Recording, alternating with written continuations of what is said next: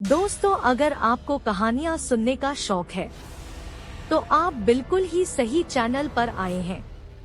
भूतिया कहानियों में आप सुनने जा रहे हैं रेलगाड़ी में घटी एक व्यक्ति के साथ डरावनी घटना। यहाँ से शुरू होती है हमारी कहानी।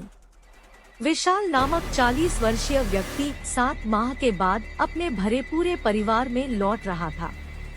विशाल शहर से बाहर नौकरी करता था।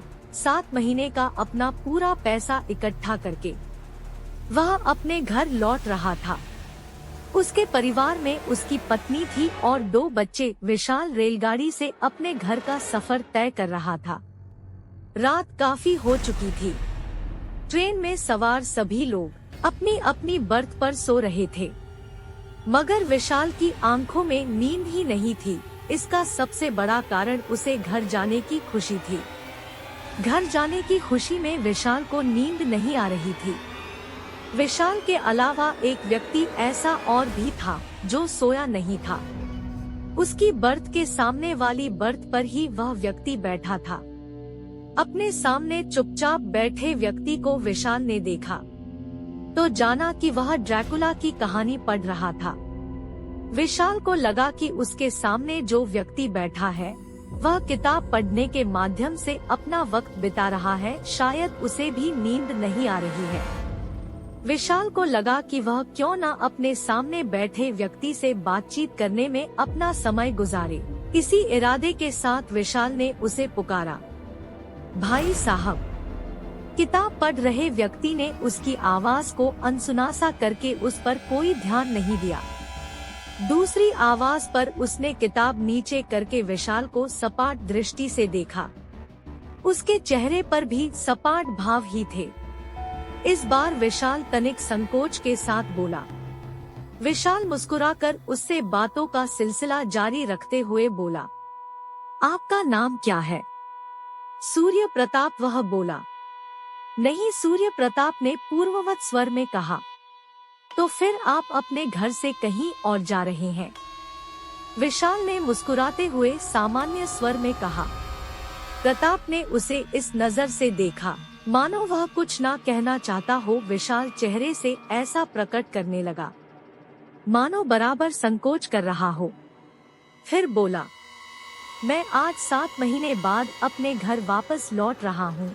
अपने परिवार से मिलने की खुशी में मुझे नींद नहीं आ रही है, इसलिए मैंने सोचा थोड़ा आपसे बात ही कर लूं।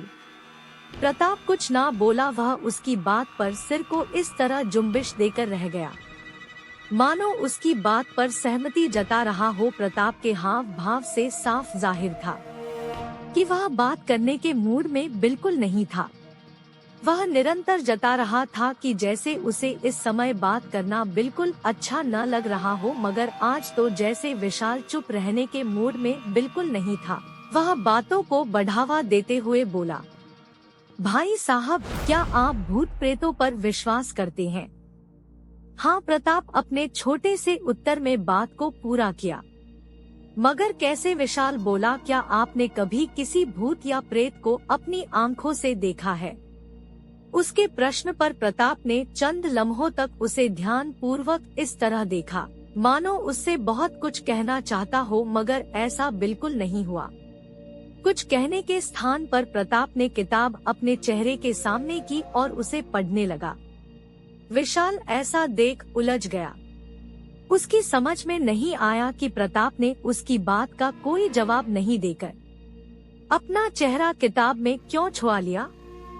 इस बार विशाल ने भरपूर संकोच भरे स्वर में कहा, आपने मेरी बात का कोई जवाब नहीं दिया भाई साहब। जवाब के रूप में प्रताप ने अपने चेहरे के आगे लगी किताब हटाई तो उसका बहुत ही भयंकर चेहरा विशाल के सामने आ गया। प्रताप का चेहरा इतना डरावना हो चला था कि यदि कोई मानव उस चेहरे को देखकर अपने प्राण भी गंवा बैठता तो हैरानी की बात नहीं थी। उसका डरावना चेहरा देखते ही विशाल की आंखों में मानो दुनिया भर का खौफ सिमट आया था। उसके चेहरे पर हवाइयां उड़ने लगी थी। विशाल की दोनों हथेलियां बर्थ से इस तरह सट गई थी मानो उनके सहारे से वह उठकर खड़ा होना चाहता हो, उसकी पीठ पिछले भाग से सट गई थी।